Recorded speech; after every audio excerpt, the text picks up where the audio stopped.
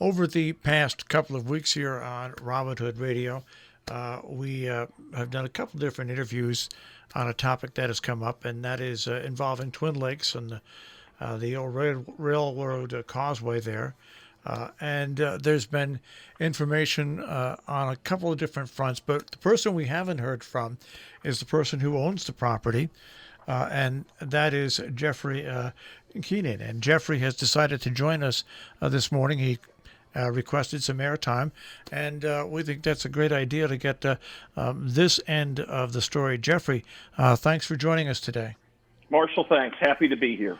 All right, so let's recap what basically the complaint that has arisen from several people, and is that work is being done on that causeway site, which was a protected causeway site, and they don't want that to happen, and I'll leave it simply at that.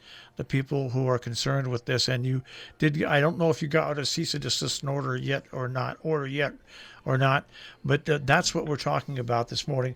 So where do things stand with you? And did you receive a cease and desist order or anything like that from the town of Salisbury or anything like that? Well, so Marshall, I think the word is cease and correct. Okay. Just to set it technically correct. The answer is no, but I asked some friends in the community to email it to me, so I did get it this morning. And I did speak with Abby Conroy, who is is about to be, I understand, to be the new wetlands administrator. We had a very pleasant conversation this morning, and she said she thought it'd be a good idea, because I had asked for some time to prepare. She thought it'd be a good idea if we talked about this in January, and I said that'd be great, and I would be more than happy to appear in January, and I'll probably still do it down here from my cabin here in Florida, but I'd be happy to work with her. All right. So now let's talk. You and I had a brief talk just the other day on this, and your history with the property, and more importantly, your history with what is being brought up now with the causeway and with Twin Lakes. So let's delve into that. Give background to people. Of course. Thanks, Marshall. So, Marshall, back in 2015, I bought about 3 acres of land at the end of, I think it's called Washington Heights Road. People tell me it's Washington or Washington, I don't know which it is. But anyway, I bought some raw land there, and I built a home on it for me and my family. And then I bought the next-door neighbor's house and made it a guest house. And both of those properties face south and west on the west of the Twin Lakes. With a beautiful view of the lake and a beautiful view of the Berkshire Mountains. And it also has a view of the railroad causeway that we're talking about. And then it just happened that a friend of mine, or at least used to be a friend of mine, he said, I got a great idea for you. I want you to buy that railroad causeway over there and the property associated with it, and I want you to remove a portion of that causeway because it'll help the lake. And I thought about that for a minute, and I looked at the property, and I got my lawyers, and I got a conservation person, and we looked at the easement, and we looked at the property. And given that I had a house and a guest house already, I didn't need the land, but I had enjoyed the lake enough over this period of time to recognize that the causeway was, in my view, and the view of almost all of my neighbors on the West Lake, was the equivalent of those dams that you see getting torn down on Columbia River. It was blocking the flow of the winds and the waters on that lake, and it was a man-made disaster that was killing the lake. So foolishly, I agreed to go ahead and spend about $750,000, and I bought that land. And then all my friends said, well, you need to have some consulting reports done. So I hired this young man who was an expert who had spoken before the Wetlands Commission here and in a couple other towns nearby, and he said he'd look at all the plants, both upland and aquatic. So he issued 2 different reports, and I paid him for that.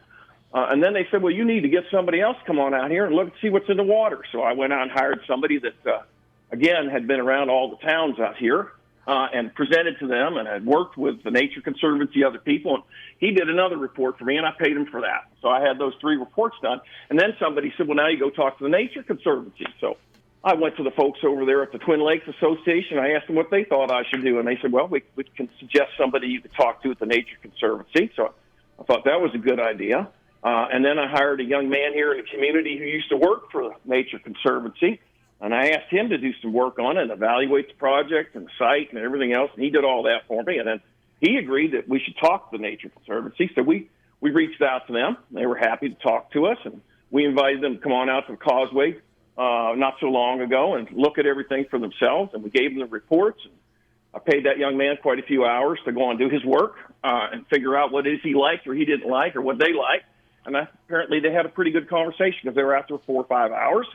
And they talked about all that. And then they said, we'd get back to you, and I expect they will, maybe end of the year or maybe in January, sometime like that. So anyway, I guess I've spent a bunch of money.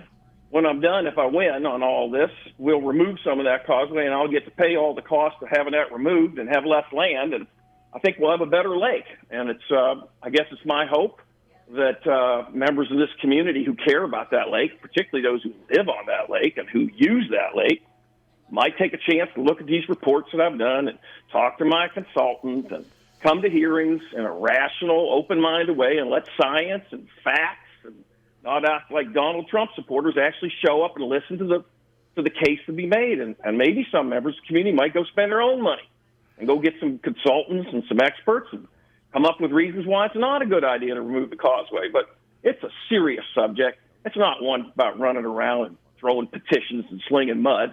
It's about the lake, and it's important because that lake is sick, it's dying, and it needs some help. And I've got one way of proposing to do it, and I'm willing to pay for it. So if everybody wants to, throw mud at me, go on. But I'm sticking to my guns, and I'm going to plan, and I'm going to pursue. I'm going to put facts and science out in front of everybody, and we'll talk about the lake if everybody wants to have a rational, quiet conversation. All right. So now, the main thing I wanted to point out with this interview is that you have been in contact, almost constant contact, with the Nature Conservancy, and so you're basically going through them on this, right? Marshall, I have spoken to Curtis Rand, our selectman, and met with him at my house and discussed this project in depth over 2 years ago.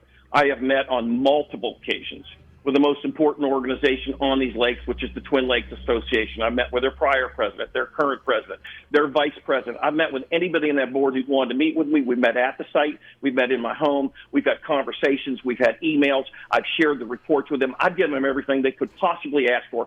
And I haven't asked them to do anything. I just asked them to give me a chance to present my case about the lake. And God forbid they actually agreed to do that. And they've been polite and pleasant and respectful. They've actually taken the time to have interchanges with me and ask questions, even hard questions. Happy to have all those. And they were more than happy to talk to my consultant and anybody else who's done work on this who actually knows what they're talking about and who's actually visited the causeway and looked at all this. So the answer is yes. I've also been in communication with the Army Corps of Engineers. I've been in communication with the Salisbury Land Trust and its chairman, who met with me at the site. So there has been, and some pretty nasty emails I've seen, suggesting that I'm working in the dark of the night, sneaking around and removing the causeway. And I would just submit to you that maybe there's a different side of the story here regarding that causeway. All right. Now, regarding the causeway and regarding you, one of the things that was brought up in my interview is that work had already been begun on the causeway, and you wanted to clarify what that work basically was. Well, Marshall, we're good. Inland Wetlands Commission has jurisdiction over all that. Yep. We are certainly going to talk about that in January, but I will tell you that there is a conservation restriction agreement that I am bound by. And that conservation restriction agreement makes it very clear that I am allowed to maintain, clean that causeway in whatever manner is necessary for me to have access with a vehicle to that dilapidated gazebo out at the end of it. It also makes it clear that I have every right to go out there and pick up all the trash and all the construction debris and all the old railroad ties and all the other stuff and junk that's been thrown over the sides of that thing since that railroad was abandoned in 1970. So if everybody wants to have a big old kerfuffle about all that, great, let's have one. But that's not what this is about, Marshall. This is about whether or not that lake is dying, and everybody who's opposed to removing that causeway, great, let's talk about it. But this is not about. It's not about my weed whacking some grass on the top of that. Mary Alice White, on the highest authority, her neighbor who lives next to me, went out there and mowed that thing all the time. So I have every right to maintain that causeway. And by the way, Marshall, while we're talking about this, I also spent over $15,000 improving the access to the causeway. I've spent money to stop the runoff of salt and sand from Taconic Road, which was running straight across my property and into that lake. I put in a culvert. I put in hay bales. I put in soil erosion control. I've done things that are good, not bad, and I submit to you that it may take a little time, but those who actually walk the causeway may have a very different view than those who are sitting behind their computer screens forwarding emails. All right, so this is where this stands now. So really, the next time that you would appear at an Inland Wetlands Commission meeting would be in January. Marshall, I've agreed to meet in January or February or both or whatever. So the answer is yeah. I'm expecting. Well, I'm not expecting. I've been told that the matter will be moved, so it will not be a subject tonight, as it should not be, since I didn't get fair notice, and fair notice kind of matters. But actually, if somebody just called me and asked me to do it, I might have been able to avoid all of this mess up. But anyway, I have a board meeting for the Game Conservancy tonight, and I'm going to have to be at that. So I couldn't appear at it no matter what. And I think my consultants and all the good people that are working for me trying to help me make this happen ought to be at that meeting so we can talk about facts and science and spend a little less time with mudslinging. All right, and just a little side note here. You just mentioned you were on another board. You're on quite a few different boards. You seem to be pretty well busy there. Well, Marshall, I'm kind of partially retired, but yeah, most of my career I was a garbage man. I started a number of garbage companies. I started the largest garbage company in the United States, which morphed into the third largest garbage company in the country. So I do know a few things about permitting and all that. And I'm on the board of a couple public companies. I'm on the board of some nonprofits, and I try to use my time in a way that can advance my own interest and those of the community at the same time.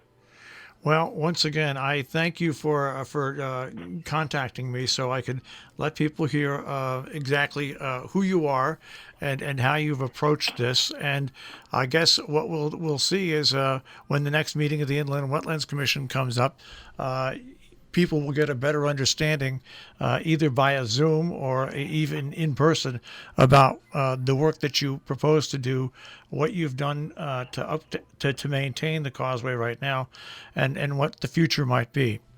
Marshall, one other thought we might communicate to everybody who cares, and that is that when you go to these wetland commissions, and you do them on Zoom, you don't get any back and forth. You don't get an actually interactive, respectful, polite dialogue where people can ask thoughtful questions that you can answer and go back and forth, because what will happen is somebody will ask me this and I'll answer that, and then there'll be public comment period and everybody say things what they say, but there'll be no interchange.